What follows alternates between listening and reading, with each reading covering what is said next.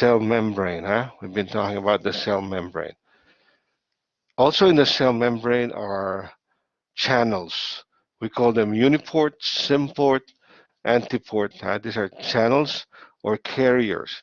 If they carry only one type of solute, then we call them uniport. They can be carrying two simultaneously or in different directions. Huh? So symport, antiport. Very important inside the cell. All right, so one can be uh, processing ions freely. One may be processing one, waiting, and then releasing it, but closing, meaning there's modulated entry inside the cell. And again, sometimes the opening of this depends on what's commanded by the cell. All right, huh?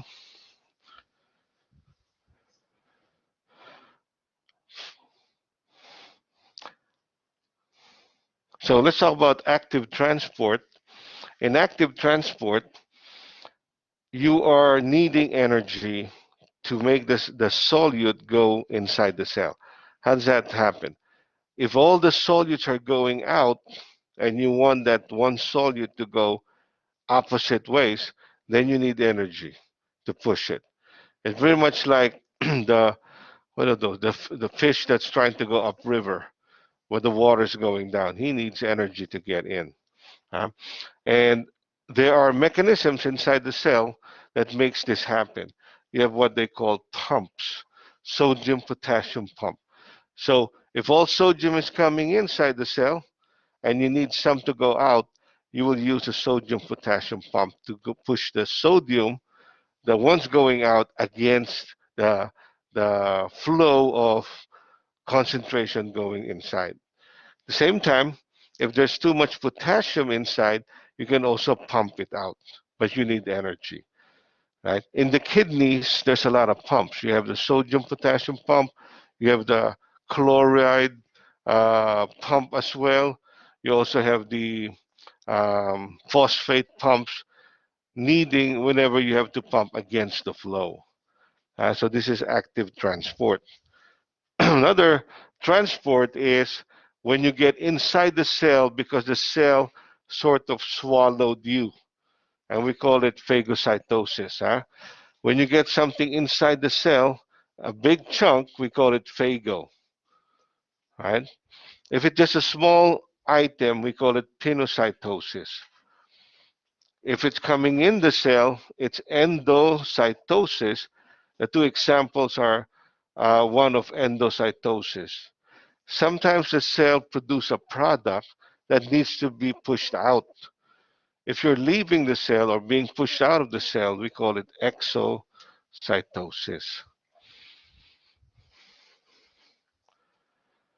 Here's an example. You have this cell that sees a particle and it engulfs it. Once engulfed, it breaks it down to see what's inside. It uses a lysosome to break it down. From the particles left, it will see what can be kept that the cell can use. Anything left not used is taken out of the cell and exocytosed, see, outside, be taken out of the cell. So here you saw endocytosis and you also see exocytosis. Endocytosis can also be done using receptors. Here are a portion of the cell. It has receptors. Nothing's happening, but if the right molecules come in contact with these receptors, this will make the receptors bottom out, making this end up like a vesicle, encapsulated, huh, as a vesicle. Once this seals, the cell can keep this for future use, or it may even push it out and exocytose because it's needed by the body. Again, this depends on the receptor being triggered. Receptor mediated endocytosis. And like example, those are the ones we call exocytosis when we push out items out of the cell. Okay? Inside the cell, we've been talking about the surface, right? The plasma membrane all the time. Talking about the proteins there, we're talking about the ways transport happens. This time, let's go inside the cell. Inside the cell are organelles. Organelles, cytoskeleton inclusions. Huh? The organelles can be membranous or not membranous. Example of organelles that are membranous are the nucleus, mitochondria, lysosomes, all the way to the Golgi complex. Organelles that are not membranous are the centrioles, the ribosomes. Huh? Cytoskeleton is also found inside the cell. These are support of the cell, huh? Cell supports. Inclusion are droplets or any other entities inside the cell. The nucleus, to begin with, is like the big round thing inside every cell. Like we said, when you first see a cell, you're attracted to looking for that big round thing always. That's a nucleus. Huh? The nucleus is almost like a cell within the cell. Why do I say that? Because the nucleus seems to have a membrane and an inside nucleoli, another smaller sort of nucleus. That's why it's almost like a cell within the cell. This nucleus is inside the big cell. But if you if you notice, the nucleus also has a membrane envelope, and it has a center nucleoli or nucleolus. Huh? So it's like a cell within a cell. But this wall actually has small slits or pores, which the mRNA, it's a protein, can go in when it does its work. That's chapter 4, huh? Protein production. mRNA goes in through those pores, reacts with the DNA, and then comes out through those pores to make the necessary protein outside the nucleus. Endoplasmic reticulum can be rough or smooth. Huh? Endoplasmic reticulum can be rough or smooth. How do they look? So we can remember how they stand up. this whole thing, this whole thing is endoplasmic reticulum. But this side has these red spots, right? These are ribosomes. Which one looks smoother? This side or this side? A or B? A looks smoother, like jelly-like, no? So the ribosomes here makes this look rough. And that's why we call this rough endoplasmic reticulum, and we call this smooth endoplasmic reticulum. Now, our goal is to know what their purpose is. So remember that the rough endoplasmic produces the phospholipids and proteins of the plasma membrane. It also makes proteins that are needed by the body or manufactured by the cell to be brought out for the rest of the organs. So it makes proteins. Huh? The smooth endoplasmic doesn't make proteins. It makes steroids and other fat-based items. Huh? It also can break down alcohol or medications. So if you see this, do you agree that the liver would be one that would have a lot of this? Medication, yeah, because the liver is one of the organs responsible for this role. See? So you see how it relates to the reality in the human body. Now, the rough endoplasmic makes phospholipids. What is phospholipid? I may remind you, phospholipid is this. Remember when we were discussing the layers? This is the basement. This is in the plasma membrane, right? Protecting the whole cell, right? This is phosphate. This is lipid. Okay, that's why it's called bilayer. It's one layer flipped to look at the other layer. So because of this, you create the cell membrane. When you say phospholipid, which the rough endoplasmic creates, it's for maintenance of this. It's got to maintain its own surface, right? Remember, lipid is fat. That is why, again, if your messenger hormone is water based, it will repel, it will not be able to penetrate because this is a lipid layer. It needs one of the receptors. But if it's a fat based, like steroids, okay, they can make it through.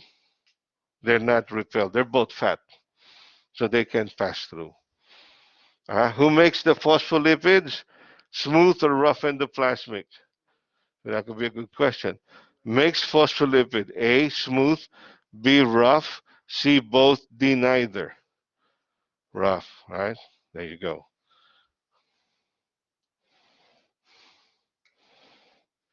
All right. This is also rough. See those small spots? Those are ribosomes. These don't have ribosomes. Okay. Ribosomes are RNA. RNA. When the MR, tomorrow, this is the chapter 4 topic. When you see the video, ribosomes receive the mRNA. mRNA stands for messenger RNA. It's the one that communicated with the DNA. It will now be read by the ribosomes. So whatever is the message or the sequence, the ribosome can create by putting the right proteins, all right, amino acids. When you link the amino acids, therefore you create the protein because proteins are made of amino acids. Yeah. See, they read genetic messages or sequence that the messenger RNA has copied from the DNA.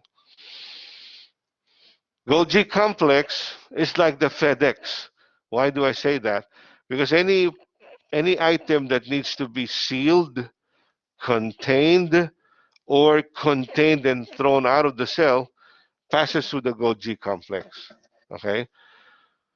The Golgi complex is also responsible for finishing up anything that's missing in the product. A little bit of sugar here, a little protein there, it will make it happen. At the end, it wraps it up and prepares it for the next step. So any protein that's finished by the rough endoplasmic is sent here. It will find its way down here or here and will be inside the vesicle. This vesicle can stay inside the cell for future use, or this will be transported to the edge of the membrane and be exocytosed, pushed out. Once exocytosed, that goes through the bloodstream and it's received by another organ that's needing it, needing this entity. So that's why I call it like the FedEx system of the body. Lysosomes are enzymes that help to break down items. You know, one item that we saw a particle was engulfed. To break it down, we use a lysosome. Huh? It can break down items. Lysosomes are so good at breaking down that if a cell is needing to be destroyed or be taken out by itself, then we call it autophagy. The lysosomes can start that. If there's too much cells and you have to take out some, they automatically can destroy themselves. And they use the lysosomes. If there's anything to be like bacteria or biological item that's inside the cell or the body, the peroxisomes are used.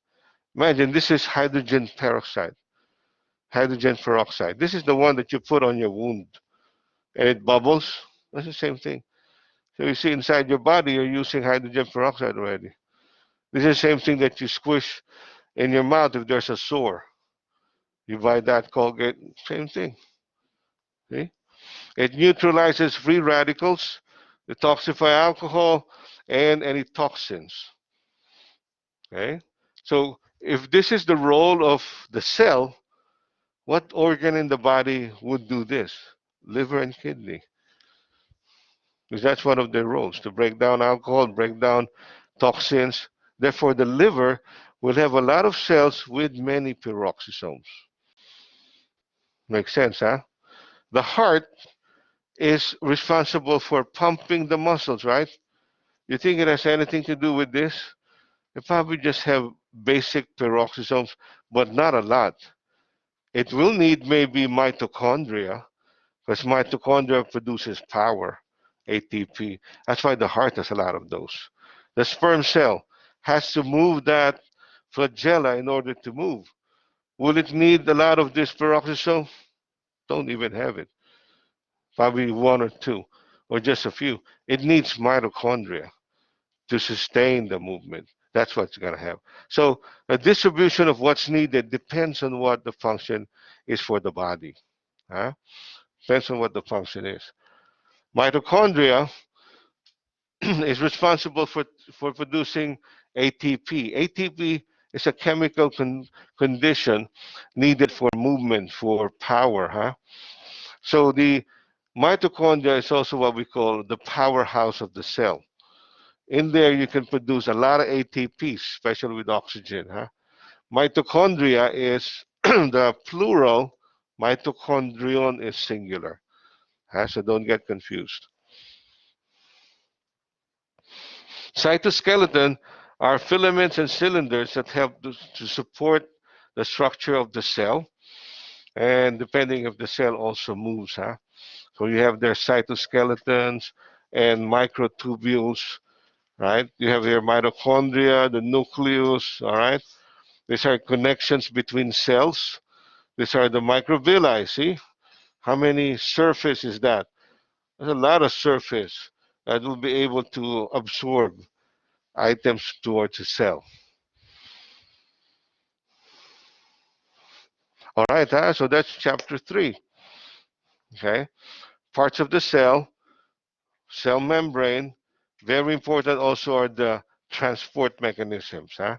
That's in chapter 3. Very good.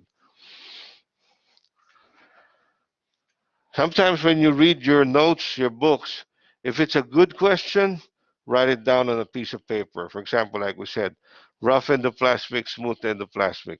Rough this, smooth this. You can make out sample questions out of that. Difference between rough and smooth, right? Organs that have a lot of peroxisomes. Answer, liver, kidney. Okay, huh? All right. From here, let me touch on another item. This item is your Atlas A. Atlas A came after chapter 1. Okay, see that in your books?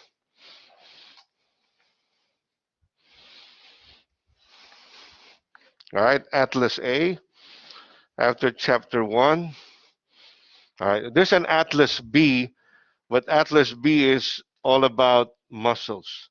It also has some pictures of the body, but more like muscles. Atlas A is part of the introduction, huh? You got it now? You see it? There you go. Right there. What page is that, ma'am? Okay, good. On that page, you will see a patient, right? That patient is standing in what we call the anatomical position. Now, in the anatomical position, that means every orientation is based on how you see that patient. So if you were on duty and you saw the patient, you're seeing her in that position. If she goes on duty, whatever you put as your observation, she will try to recall you looking at it in that observation, in that position. Notice that this is not a normal position, right? How do you feel if I approach you and I go like, "How are you? Are you okay?" You probably grab this hand, stay away from me now. But we don't usually do like that, right? The muscles here, the pronators, there's two of them, one here, here, conatus teres quadratus. They tend to put our arms in this way. So normally we stand like this. But in all consideration, all medical or medically related professions, even lawyers, okay, they will refer to the anatomical position as this. The subject facing you, equal on both sides. Okay, so when the patient says, I have this 3-inch laceration here, right? And the doctor sutured the 3-inch laceration, you will not put that as anterior. You will say the 3-inch laceration is found posterior to the left forearm because you will again imagine that it's in this position. So therefore, that becomes posterior. Anything you see in front is anterior. Anything at the back, posterior. If an item is coming through me, like an x-ray, a bullet, it's coming through anterior, posterior. We call that AP. If I'm being x-rayed and I'm facing this, then it's going to be PA. Okay, huh? That's why that comes, that's where the APPA is being used. Huh? Antero-posterior, postero-anterior. Now there's 3 planes that you see there. First is the sagittal plane. Sagittal plane is right at center, which then, if it's right at center, gives me a right and left side. Okay, huh? Sagittal plane. There's also a term called mid-sagittal, midline sagittal. That means this sagittal plane that you see in the middle is right at midline. Okay? If I want to say sagittal view of the eye, that means there's a sagittal plane in the middle of my right eye. But wait a minute, that's no longer midline. That's why it's right to say that this is the sagittal plane of the right eye. It's wrong to say that this is the midline sagittal plane. The right eye is not in the midline. You only use midline sagittal on organs that are found in the midline. Your brain, okay? Your nose, maybe, your thyroid, sternum, midline sagittal or sagittal, fine. But sagittal is when you move out on a different position. Okay, anything can be sagittal plane, could be a right or left. But once it's in the middle, it can be called midline sagittal. Okay, huh? And if you have a midline sagittal and you want to see how it looks like, once you slice that, what you will see is this: the inside of the halves. And that's what's seen here in A. Is it A? There you go. Showing you the female reproductive. That view, like a side view, we call that sagittal view. You should also be familiar with how we call it, because they would say, we did a sagittal view of this, we did a transverse of this, right? We did a frontal of this. See? This, we don't have it. This is, what view is this? Maybe later when we describe the other planes. Let's go to frontal plane. Frontal plane is an imaginary plane that's right. If you follow the seam of my pants, of your pants, follow that. That's your frontal plane, huh? And therefore, it gives you an anterior and a posterior portion. Transverse gives you a superior and inferior because it's running this way. Transverse. How does a frontal plane look? You see the lung. If it's cut at that level, then that's how you see what's left or what's showing. Frontal plane, huh? Transverse plane is like a CT scan of the brain. It's going by level. It's cut that way, so you see this or that part of the brain, huh? So what plane is this?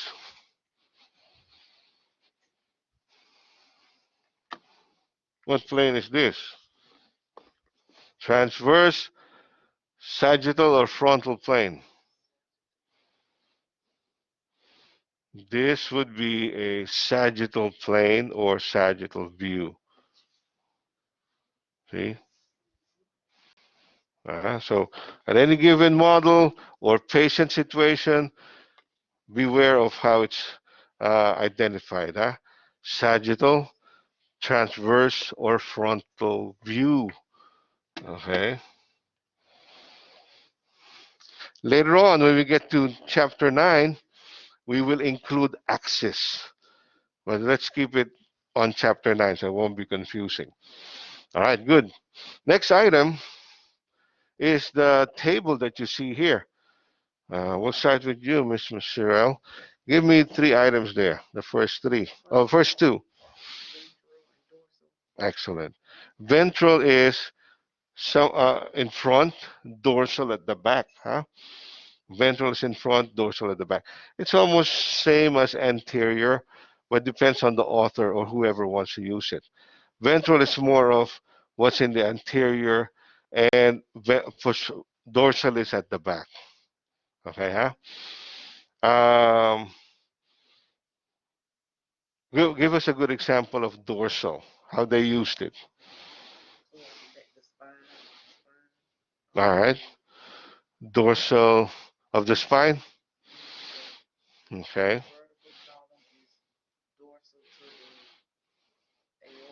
Aorta, right, right. The vertebral column is dorsal to the aorta, meaning it's behind. All right. The aorta is ventral to the vertebral column. It's in front, right? Behind or in front. Ventral is in front. You will see this ventral dorsal in other body parts that we will be discussing. Okay. All right. Next one, ma'am. What's your next two items, Miss Anne? Okay, so we mentioned that anterior is basically what's in front in the frontal plane, and at the back is posterior. So this is all anterior.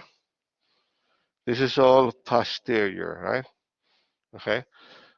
Next one, ma'am.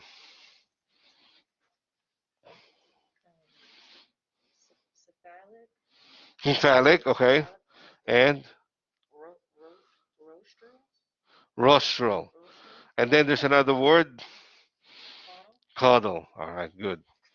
Cephalic, rostral, caudal. Let's go ahead and understand that. If this is the brain, say this is the front of the head,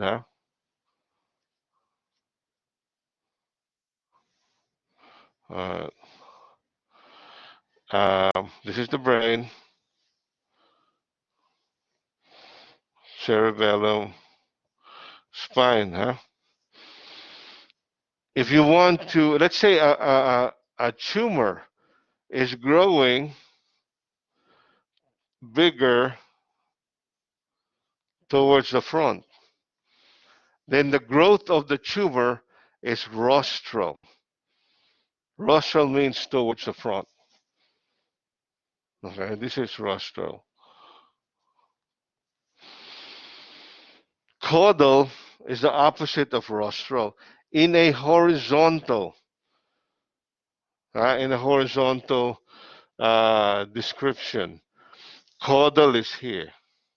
If the tumor is growing towards the back, then the growth is caudal. Okay? The growth is caudal. Let's say not a tumor, let's say a bleed. The bleed is going towards the back, it's going caudal. The orientation is horizontal. Rostral is to caudal. I say that because caudal can be used again, this time in a vertical. If it's going to the top, it is uh, cephalic. If it's going down, it's caudal.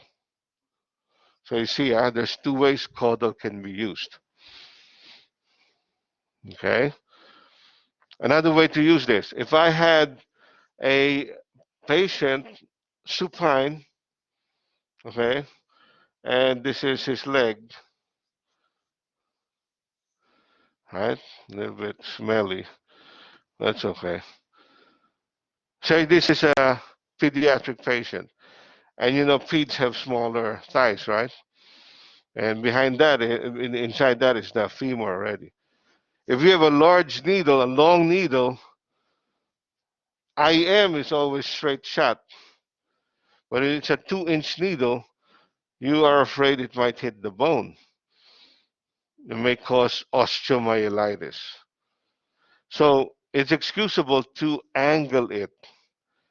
It will still land in the muscle, which is where IM is supposed to be. But if the instruction was to deliver the medication 45 degrees cephalic, will it be A, this way, or B, this way? This is 45 degrees. Deliver this vaccine 45 degrees cephalic. Vaccine is in the limelight nowadays, okay? 45 degrees cephalic. A or B? It should be B. Yes. Why? Because the head is here, towards the head. Cephalic, towards the head, meaning upwards. So even here, it will make sense that cephalic is towards the head. If it's 45 degrees caudal, downwards. Okay? All right. Huh? In a flat surface, for example, the back, okay, or at least on the side, right? Caudal would be towards the back, rostral towards the front. So remember always, rostral is front, caudal the back, posterior. Caudal can also be bottom, cephalic upwards. Okay, good. Give us some more. You were the last one to give us, ma'am, right? Okay, superior, inferior. We got that from the. Where did we get that? From sagittal, transverse, or frontal plane description. Superior and inferior. We got that from transverse. Right? Remember, transverse has superior and inferior parts, right? All right. Give me some new ones, ma'am. Thank you, ma'am. Medial and lateral, very important as well. Medial is one that goes towards the midline. This is midline. Anything closer to that midline is medial. Anything away from there is lateral. So if I had a tumor, for example, a patient had a tumor closer to the midline, then you can say the tumor is medially located. Even here, if the brain on the front view looks like this, that's the nose, eyes. If it's towards or close to the midline, that tumor, then you say it's medially located. If it's to the side, tumor grow here, it's laterally located. Huh? Medial, lateral. We can also use that in other parts of the body. For example, this arm. I have one side, I have another side. A and B. Which one is lateral? Which side is lateral? A or B? Okay. Always remember, huh? Midline, midline. This side, B, would be lateral. This side, A, is medial. So for this arm, extremity, this is medial, this is lateral. Okay?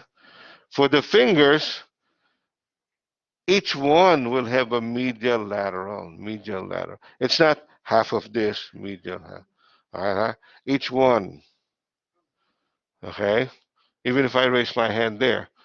Which one is more medial, the pinky or the thumb? Which one is more medial, the pinky or the thumb? Okay.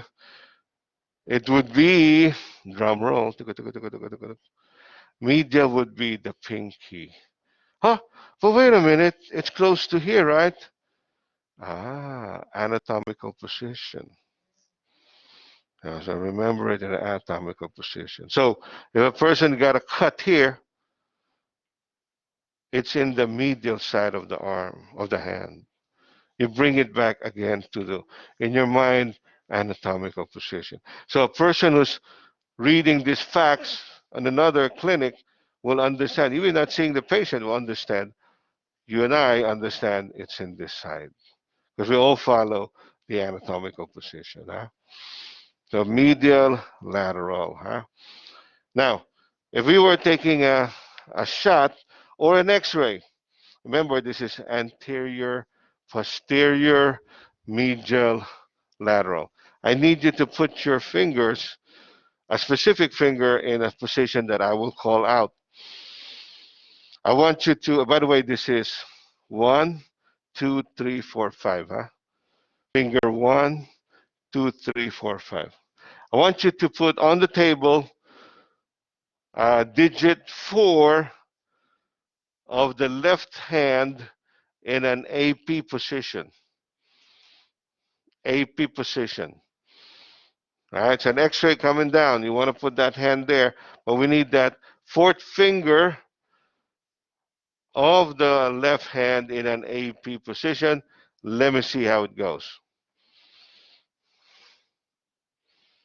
One of the hardest to bring out. Okay, so number one, left hand. Don't put this. You gotta use this. Fourth. So you go 1, 2, 3, 4. All right. Is it going this way or this way? A or B? What did we say? AP or PA? We say AP, right? Okay. So hope. Wait a minute. It should be this way. Anterior, posterior. So it will be this way. All right, huh? Okay, let's put the thumb, let's put the first digit of the right hand in a PA position. PA, right, huh? Thumb down, because this is postero anterior. First digit, right hand. Let's put your uh, second digit of the left hand in a PA position. Okay, so this is the first, second digit. This is AP. This is PA. Coming through postero, out the anterior. All right, huh? Let's have your first digit of the left hand in an AP position. Let's say you're an RT and you have an older woman, an older patient, and so you're going to position her in a AP of first digit. If you're nice to the patient, you would put her here, right? If you're not nice to the patient, you put her here. That's hard. RT, I know what I'm doing, okay? RT, okay? But it's hard. No, no, no. I know what I'm doing. Don't complain. Maybe a harder position, okay? This one easier. All right, let's try this. I need the third, I need the second digit of the right hand in a mediolateral position. Mediolateral. Mm-hmm. Second digit of the right hand in a mediolateral position is placed how? All right, let's see. Again, it should be mediolateral, so it goes bam. Why? Medial out the lateral. Remember, anatomical position, medial, lateral, so it should be like there. So, I'll put it this way, medial-lateral. If I did it this way, that would be lateromedial. From the lateral out the medial. See, huh? Remember, this is medial, lateral, medial, lateral, medial, lateral. So I need it to come this way, right? So if you think about it, that's how it's going to come in. If I put it this way, it's lateral, it's not medial lateral, it's lateromedial. Coming in lateral, out the medial. See? Now the importance of this is if it's a bullet or a foreign object, what's the trajectory? If it's coming here and out here, then it was lateromedial. So then everything, remember, what you write in your notes can always be used in a court of law. In a court of law. You are the first witness. All right, good, huh? What's your next item, ma'am? These are important things. As if you notice, we're beginning your first movements in your program, first positioning. Wow, proximal distal. In proximal distal, you have to imagine a common origin.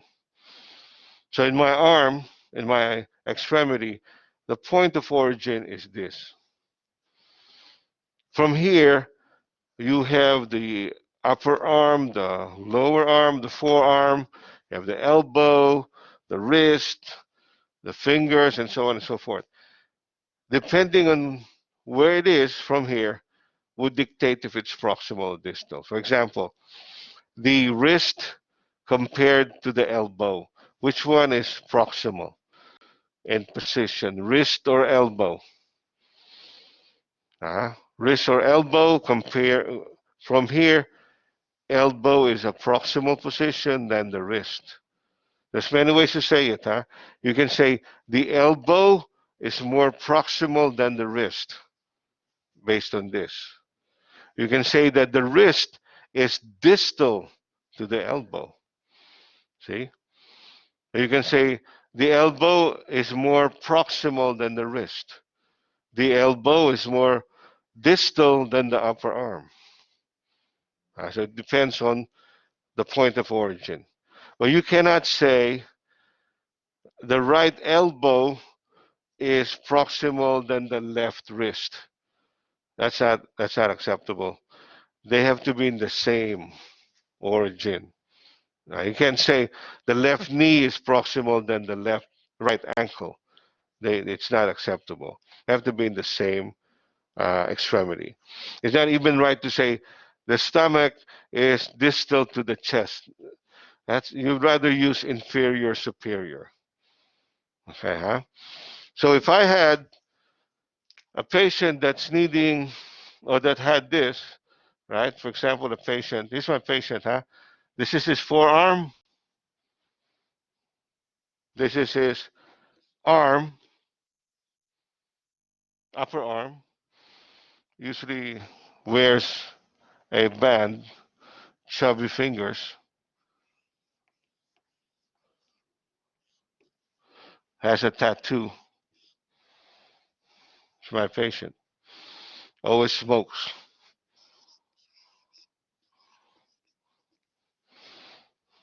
He's a Navy person. All right, anyway, I can't reveal the personality, HIPAA, you know. Yeah. What if this patient always gets in trouble? There's another bigger guy that always gets him in trouble.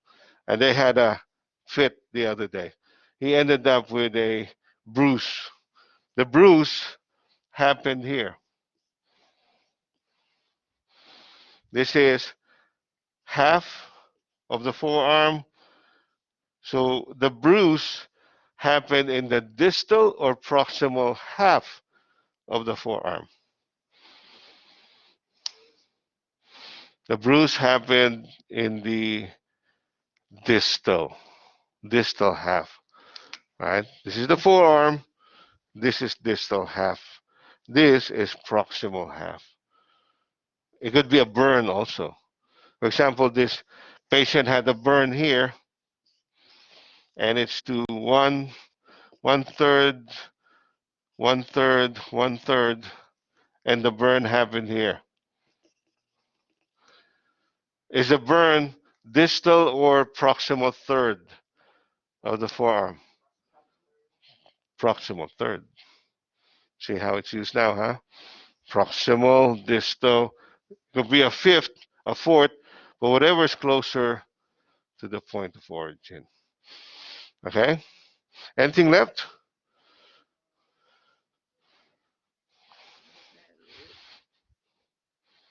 IPSI, yes. IPSI, contralateral. Okay, IPSI is same side, huh? IPSI. Contra, opposite side. Okay? If the patient had what we call a contra coup. This is an injury in the head. If the patient was had the impact on the left side, the brain will have a contralateral damage. Because what happens is the impact here will shake the brain and it will ram into that side. So really, the damage may be found here on the other side, contralateral. That's why it's called contracoup, right? Huh? Sometimes the impact here may find the damage on the other side. Another use for contralateral is when you feel sensation here in your left arm, it goes to the opposite side of the brain. That's where it's located. The sensory part is contralateral. You want to move this, you felt it, now you want to move this, it's also contralateral. The motor is on the opposite side. Ipsilateral, in the cranial nerves, if you want to use, cranial nerve is responsible for the head. If you want to smile, the muscles on the left side is powered by nerves on the left side as well. Facial nerve. It's a cranial nerve. If it's a cranial nerve, it's usually ipsilateral. It came from the same side. If it's a spinal nerve, this is a spinal nerve, it's contralateral. See? So most spinal nerve layout will display a contralateral source or movement. If it's cranial, same side. If you lose your sensation on the face here, the nerve that had the problem is also located here, same side, Bell's palsy. See? All right. We'll get to that. That's an example of our nervous system discussion. You're going to be good at that. All right. So, anything else? Anything left? Superficial, deep depends on the surface. Whatever surface, it could be the chest. If the lesion, tumor, entity is closer to the surface, superficial. It's deep into the lungs, then deep, So also in the brain. Superficial, deep. In muscles, if the muscle, let's say in this leg, there's many muscles, right? Now this muscle is on the superficial, we call it Latin superficialis. Okay? If the muscle is deep, the med term word or Latin for deep is profundus. So when we get to the muscles, you will hear rectus, for example, uh, flexor medialis profundus, meaning it flexes, it's found in the medial, and it's a deep muscle. Right? So again, example of superficial or deep. There's many layers of muscle here. Huh? Anything else? All right, good. Any question on that side? See, well, this is part of anatomy, huh? So we're getting you ready. When you get to your programs, you should know proximal, distal, medial, lateral, huh? APPA. See? How about the next page? Next page will show you pictures of the human body and landmarks, huh? I will leave that to you. I don't have a slide to project that. I leave that to you. Make sure you are aware of the landmarks, huh? Next picture there on the opposite side is the abdominopelvic. All right, the cavity, huh? Abdominopelvic. Notice that it can be divided into 4 quadrants or regions 9, huh? So remember that. If it's a true or false question, true or false, the abdominopelvic is divided in 4 regions. False, right? Because it's 9 for regions.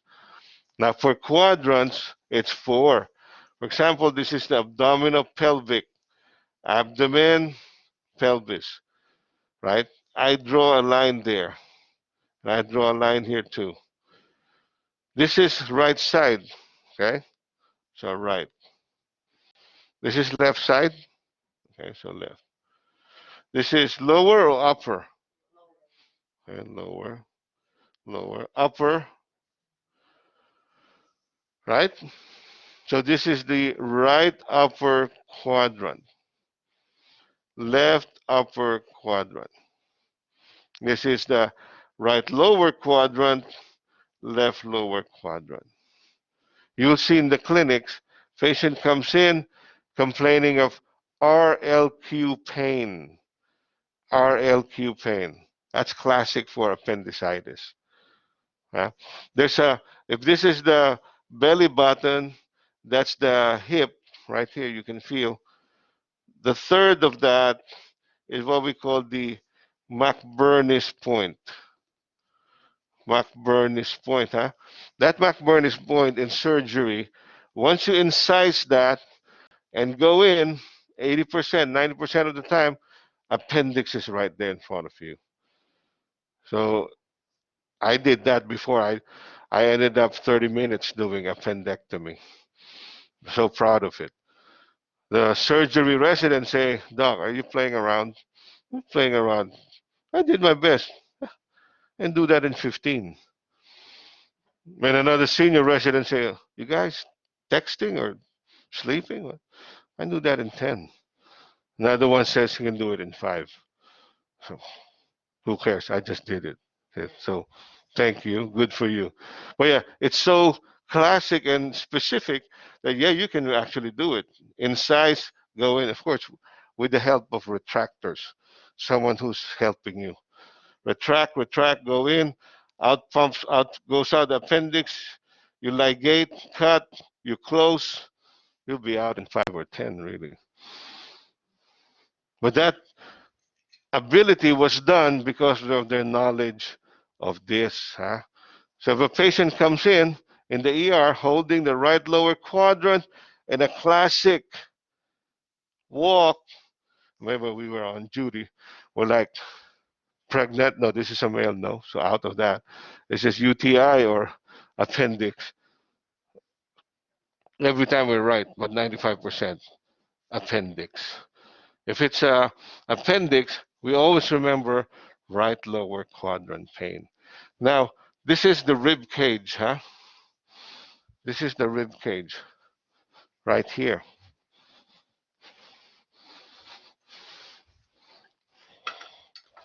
See, huh? That side right there is this, huh? Now, beneath this is the liver. So, pain in the right upper quadrant can be due to liver or gallbladder. If it has a referred pain at the back, like piercing through the patient, probably gallbladder. But because of the location, right lower quadrant, then sometimes it's entered as a right upper quadrant pain. If the pain is in both right and lower quadrant, then it may be more of, it could be UTI. because that's where your bladder is and part of the ureter. Okay? True or false? UTI can be felt, or the location of the UTI is in the left upper quadrant.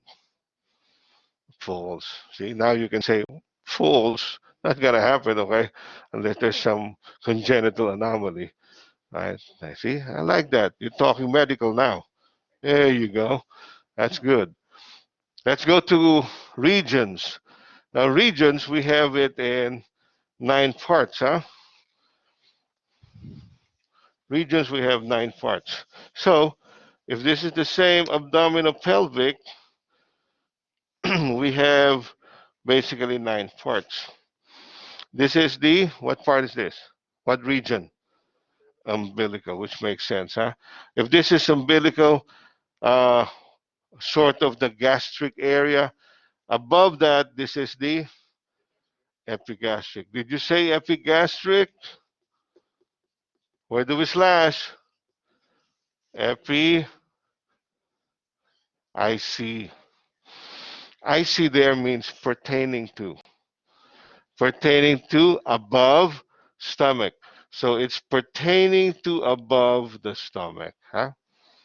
Epigastric. This is hypogastric. Now this area coincides with the lumbar bones, huh? That's why they call this lumbar region, huh? Lumbar. Now this is called hypochondriac, right? Slash hypo slash IAC, right? Chondro means cartilage. See, huh? This is cartilage. See, this, they call this ribs, but technically, this is cartilage. This is ribs. Ribs is costal. This is cartilage. So this area is beneath the cartilage, right? That's why it's called hypochondriac area. Right and left hypochondriac regions. When you go home, you see your brother, your son, your best friend, try to touch her or him there. They get tickled, right? They give in. They are hypochondriac in that region. See? Now, where the term came from, hypochondriac. Oh, you're such a hypochondriac. You give in. Right, huh? Now, how do you use this? If the pain or distribution is wider, you want to use quadrants, right? Lower quadrant pain, vague all around. If the pain is more specific, you use regions, right? Pain of PID, again, right? That's your abbreviation. PID is pelvic inflammatory disease. Tell me true or false if it can be seen there. Epigastric, false. Doesn't happen there. Right hypochondriac, probably not gonna happen. PID, huh? Pelvic inflammatory disease. Hypogastric, yes. By the way, this is inguinal, huh? Right and left inguinal, yes. PID can be felt there. Inguinal came from the word inguino. What's inguino? Groin. Isn't that the groin? But the medical term for that is inguinal. So if I add AL, it becomes inguinal, like inguinal canal, right, inside the male patient, okay? All right, good, huh? Flip another page, ma'am. All right, now let's talk about visceral and parietal. Visceral and parietal, huh? Always remember, visceral is more inside. Visceral is more inside, okay? as in also using visceral organs damage. That means inside organs. But what you see there depends on where the visceral and parietal is used. If it's in the lungs, then it's pleura. If it's in the abdomen, it's peritoneal. If it's in the heart, it's pericardial. Okay? Let's start with the pleura on the lungs, huh? This lung cavity, imagine this thoracic cavity. Thoracic is pleura, huh? This, our lungs, okay? Our lungs is inside the thoracic cavity, okay? The surface of the lung itself will have the surface of the visceral pleura. The lung or organ itself is the visceral pleura. How about the parietal? The parietal is understood to be on the surface of the wall. See that? Surface of the wall of the thoracic cavity. So, if the lung has the visceral pleura, the wall has the parietal pleura. Together, they make the pleural cavity or pleural space. In a healthy lung, that should not be prominent or existing because inside the thoracic cavity, this is well suctioned in. In fact, it's so suctioned, there's negative pressure. So, when when the thoracic cage moves, the lung has no choice but to follow that surface, and therefore you stretch your lung, and it's able to inhale. Right, huh? The bottom, which is your diaphragm, also contracts. So when it contracts, the bottom of the lung has no choice but to be stretched that way as well. So stretch on the vertical, stretch on the horizontal, the lung expands and you're able to breathe in. But it doesn't have any latches, it's just a negative pressure inside the thoracic cavity. When this negative pressure is breached, air can suck in, can be sucked in, water. In fact, sometimes you will have water secreted by the lungs and you will have hydrothorax. If you have air, then it will fill the space that gets filled up is the pleural cavity. Then it becomes pneumothorax. If it's filled by blood, then it is hemothorax. Hemo, hydro, water, pneumo, air. And if it's filled by pus because of an infection, pyo. Huh? Turn to page, turn to chapter 22, if you would, please. Chapter 22. So you can visualize this pleural cavity. Mhm. All right, that's 21, almost there. 22, yes, yes.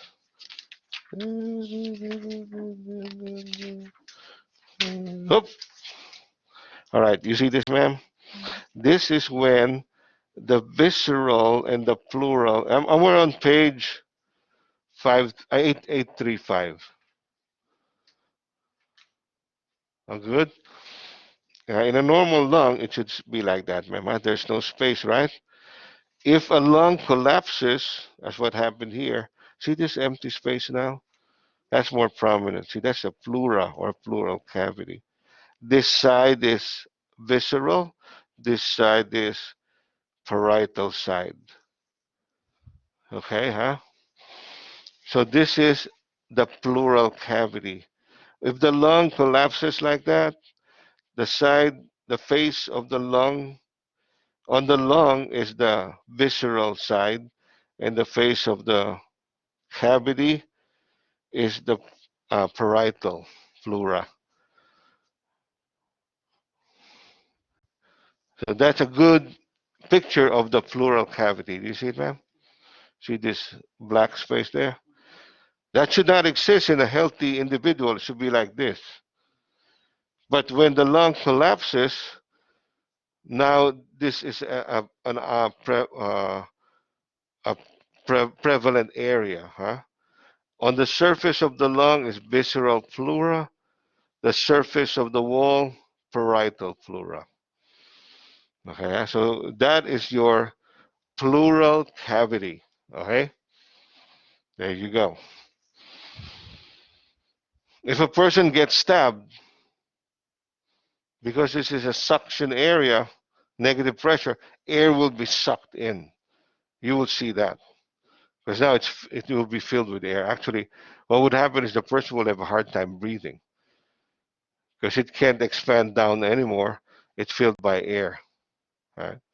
Imagine, breathe in, breathe down, expire. Inhale, exhale. Now, inhale, stop. Exhale, stop. Inhale, stop. Uh, That's isn't that disturbing? Well, that's how the person would feel if it's filled with air, blood, or water. See, you can see them with DOB, difficulty of breathing. Uh-huh. All right, same thing applies in the abdomen, peritoneum. Huh? This time, instead of the lungs, it's the intestines. So the visceral peritoneum is on the intestines and organs here, huh? The parietal is again on the walls of the abdomen. Okay. Uh, we don't have a picture that would show, but if there was bleeding in the abdomen or if there was fluid because of edema, then you would that peritoneal space would be prominent. That space is called peritoneal cavity. Okay, in the abdomen.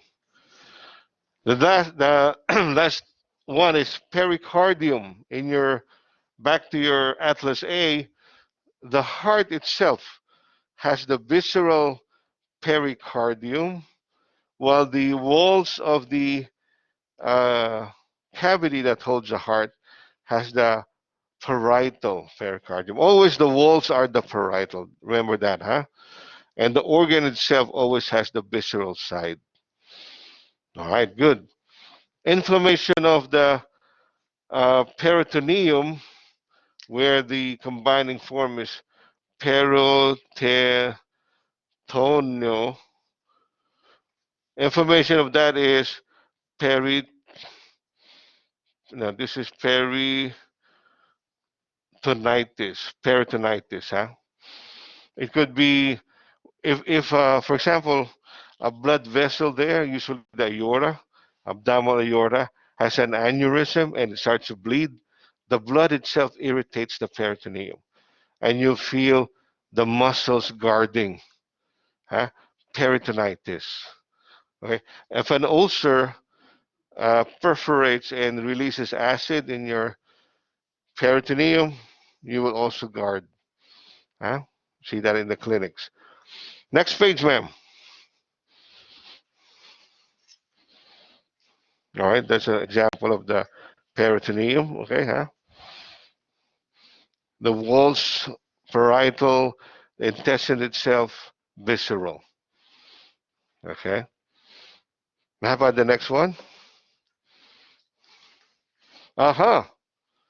You see the pictures of the human there? Okay. That page represents the systems of the human body. Okay. So if you have a system that produces mobility, motion, right? Also has stores red blood cells. Okay, what system would it be? It's responsible for movement, stores red blood cells, provides stability maybe for the body, has marrow, electrolytes also. What system, ma'am? Almost. This is where the red blood cells are in the marrow. Electrolytes also are in there. Skeletal. Did you see those description? Yes, you got it. Skeletal system, huh? How about how about distributes oxygen? What system does that?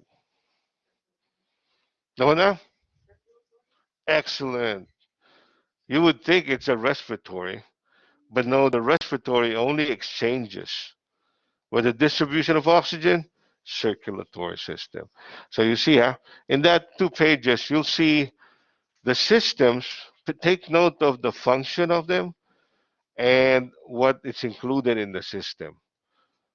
Together with that, now you'll see what we're going to finish in ANP1: skeletal, muscular, male and female reproductive, and endocrine system.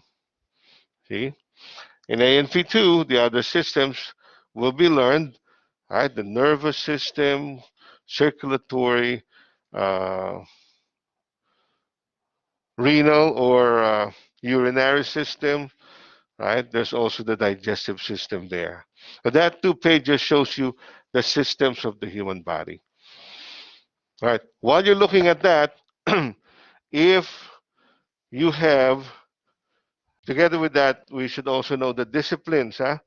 Because that's where we will be working at or referring patients to.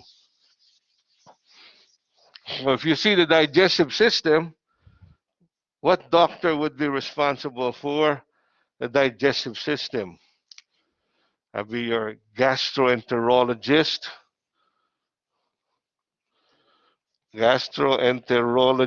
right? Because the liver is in that system as well, digestive. It also will tie up with the liver being an endocrine system. And if you're referring a patient with liver problems, you may refer the patient also to an endocrinologist. How about broken bones? Who do we refer the patient for bones that are broken? What? Ortho, yes. Orthopedics. How about a young body? A young patient? Pediatrics, huh? How about adult patient? We call it internal medicine or internist, huh? Internist, which is kind of, the boundaries are gray, because if that patient who's already being seen by an internist happen to have some brain problem, this doctor can also be involved. What doctor? Neurologist, right? If the heart is involved, we can refer the patient to cardiologist. If the patient is infected by a virus, right, a bacteria, refer them to an infectious uh, infectious disease specialist. Those are the ones who do the statistics. Those are the ones that deal with viral, bacterial, fungal infections. How about if the patient has a brain situation, a mind situation?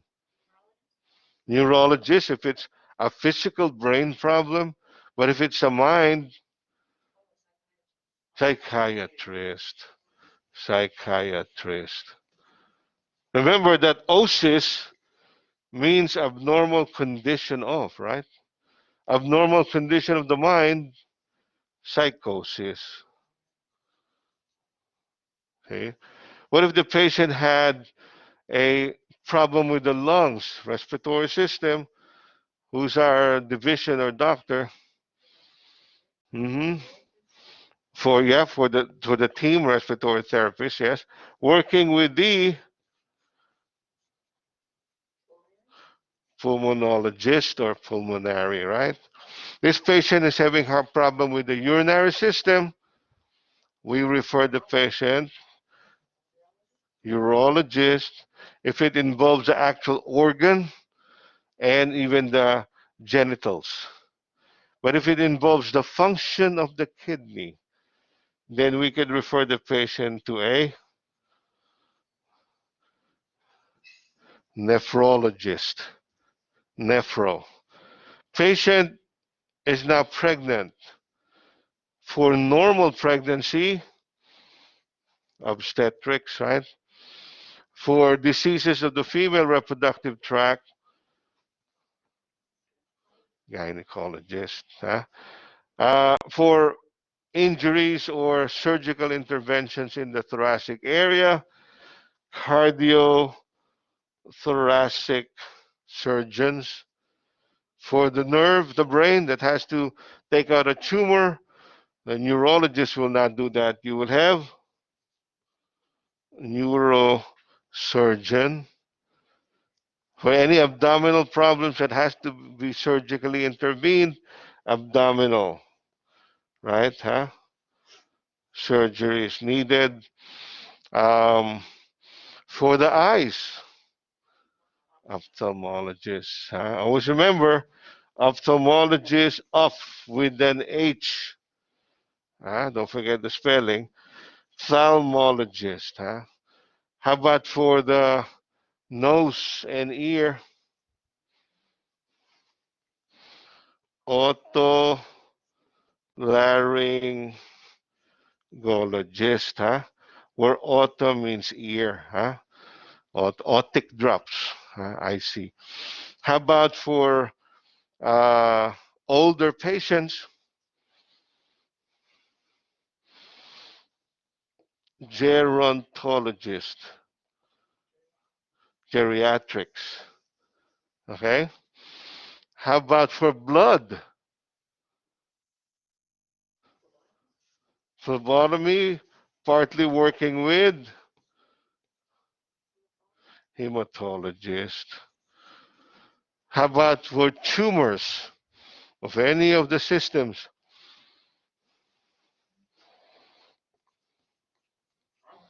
Oncologist.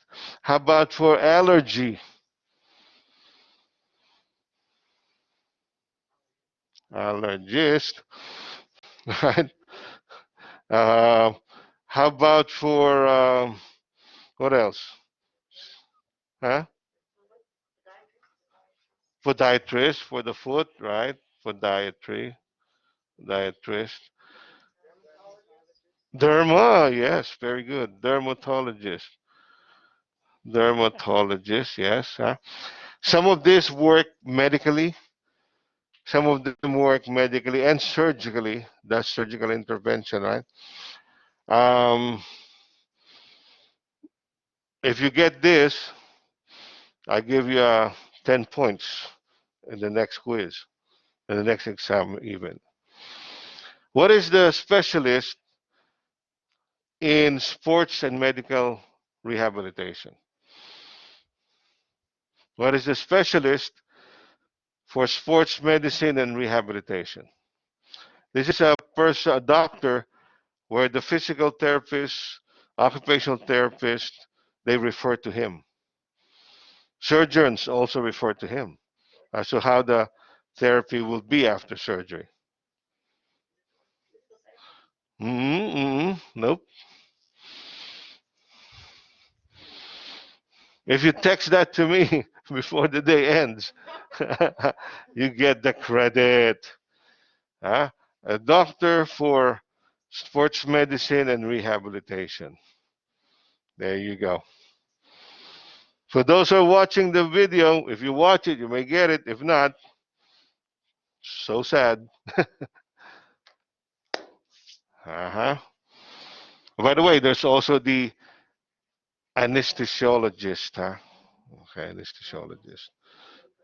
Right. It's good to know all this because you will have clients, you will have patients, you know who is in your team, who will be referred to, who will be included, huh? All right, good.